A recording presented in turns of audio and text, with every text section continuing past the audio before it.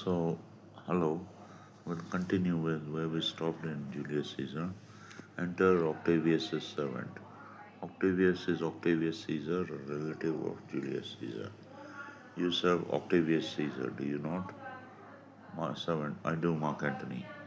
Caesar did write to him to come to Rome. He did receive his letters and is coming, and bid me say to you by word of mouth, he sees the dead body of Caesar. Oh, Caesar, Antony, thy heart is big. So, because the servant shows astonishment and amazement at seeing the body of Caesar, Antony says the servant's heart is big.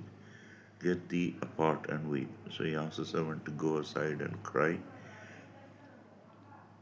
and weep. Passion I see is catching. So he sees that the the pity and you know the sorrow that he feels is catching, it is contagious. For mine eyes, seeing these beads of sorrow stand in thine, begin to water.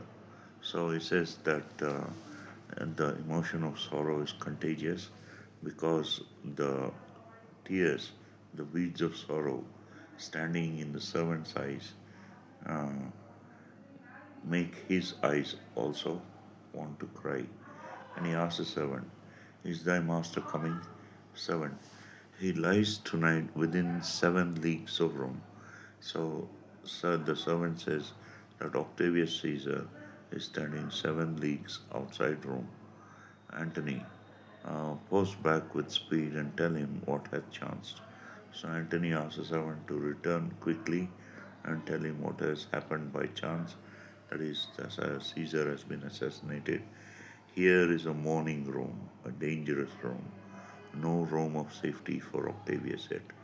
So he says that Rome now is mourning, it is crying, it is full of sorrow for Caesar, and it's also a dangerous Rome because it is a state without a head, and it's no Rome of safety for Octavius still. Uh, Hie hence and tell him so. So he asks the servants to go and tell him so. Yet stay a while, thou shalt not back till I have borne this corpse into the marketplace. So it says, don't go till I have carried this corpse of Caesar into the marketplace. There shall I try in my oration how the people take the cruel issue of these bloody men, according to which you shall discourse to young Octavius of the state of things. So he's going to try to make the people rebel, and the servant should watch what happens until the oration of Mark Antony is been ended, and then the servant has to go and report the whatever happens to Octavius. Lend me your hand. They exit with Caesar's body. So now we're in scene 2. Enter Brutus and Cassius with the plebeians. Plebeians are the ordinary people, the commoners of Rome, the ordinary people of Rome. Plebeians, we will be satisfied. Let us be satisfied. So the plebeians together ask for good reasons why Caesar has been uh, assassinated. Brutus, and then follow me and give me audience, friends. Cassius, go you into the other street and part the members. Those that will hear me speak, let them stay here. Those that will follow Cassius, go with him. So Brutus uh, asked the commoners to be patient and give him a good audience, listen to what he has to say.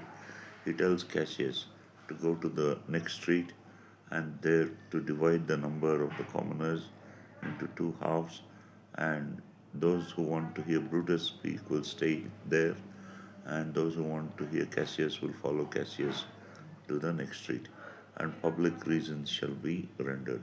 So we will make the reasons for Caesar's assassinations public. So, first plebeian, I will hear Brutus speak.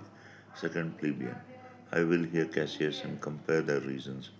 when severally we have hear them rendered. So the second plebeian says that he will hear Cassius's reasons, and then they will all come together and compare what Cassius and Brutus have said, and Cassius exists with some of the plebeians.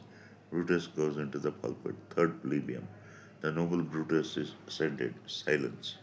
So, yeah, so silence so that they can hear what Brutus has to say. So, Brutus says, now he delivers his speech.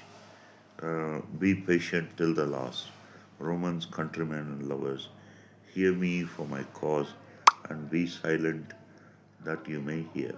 So, Brutus addresses them as Romans, countrymen, and his people who love him, and he says, uh, hear what reason he has to give them, and be silent that they may hear. Believe me for mine honor, and have respect to mine honor, that you may believe. So believe him because he is honorable, believe Brutus because he is honorable, and have respect to his honor so that the people can believe. Censure me in your wisdom, and awake your senses that you may bear the better judge. So he says, you are wise, which is not a good deed. So you can censure me or you can criticize me because that is wise. And he asks them to be attentive so that they can judge better. If there be any in this assembly, any dear friend of Caesar's, to him I say, Brutus's love to Caesar was no less than his. So he says that if there's any in the audience who was a friend to Caesar, then he says he, that is Brutus, was no less a friend than any other. If then that friend demand why Brutus rose against Caesar, this is my answer. So if that friend of Caesar's in the audience asks Brutus why he rebelled against Caesar, he says the answer is that not that I loved Caesar less, but that I loved Rome more. So he says he didn't like Caesar the less than anybody else, but he loved Rome more. Had you rather Caesar were living and die all slaves than that Caesar were dead, so live all free men? So he says that he asks the people whether they would prefer to have Caesar living and be the slaves of Caesar, or if they preferred Caesar dead to live like free men. I rejoice. As Caesar loved me, I weep for him. Because Caesar was a friend to Brutus, Brutus weeps at his funeral.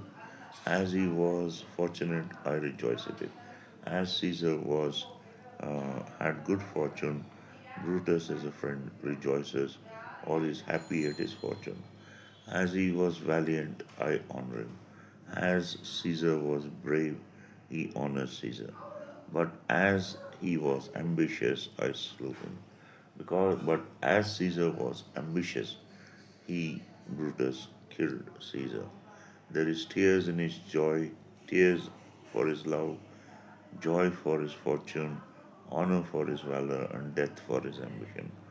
So, as Caesar loved Brutus, he cries at his funeral.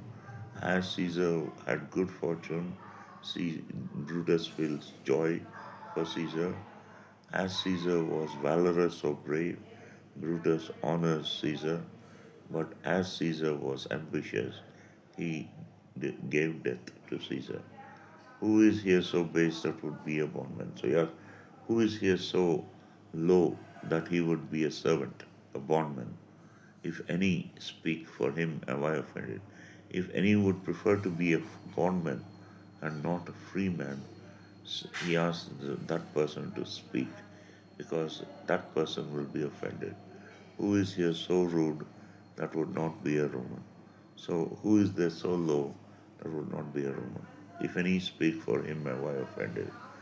Who is here so vile that will not love his country? So, who doesn't love his country? If any love speak for him, am I offended? I paused for a reply. None, Brutus, none. So the plebeians, the commoners, are satisfied with Brutus's reason that he killed Caesar because he thought Caesar was ambitious. Brutus, then none have I offended. I have done no more to Caesar than you shall do to Brutus. The question of his death is enrolled in the Capitol.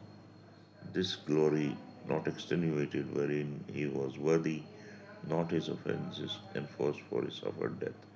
So Brutus says that the question of Caesar's death is now entered into the register of the Capitol, and then enter Mark Antony and others with Caesar's body.